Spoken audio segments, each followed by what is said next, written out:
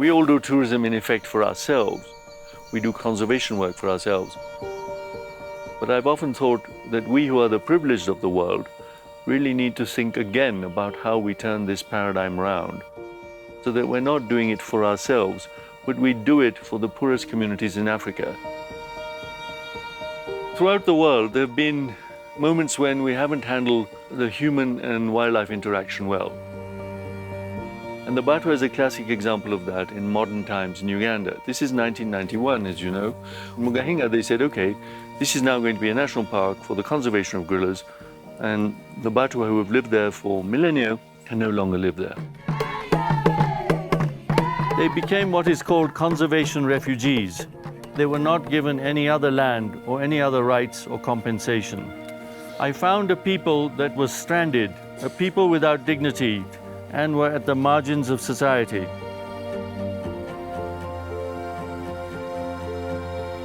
We also created what is called a heritage trail at our lodge in Mgahinga, where you could share some of their life, how they used to hunt, share how their medicinal herbs were made. This has now taken us on another journey.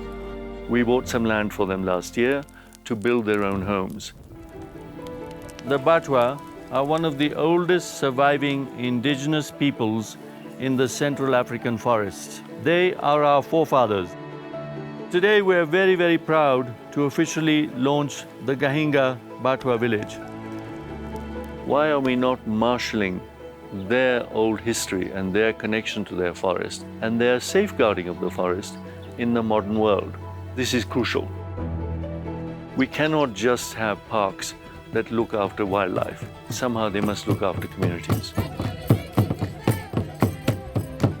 It is a landmark project, and it is a privilege to be able to support the Mgahinga Batwa in this small way.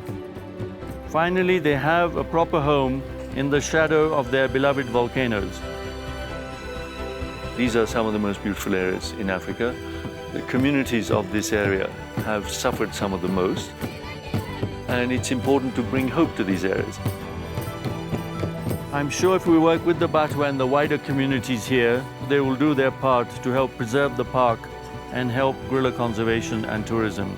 And I do believe we all need to work hard at righting the wrongs that indigenous communities have had.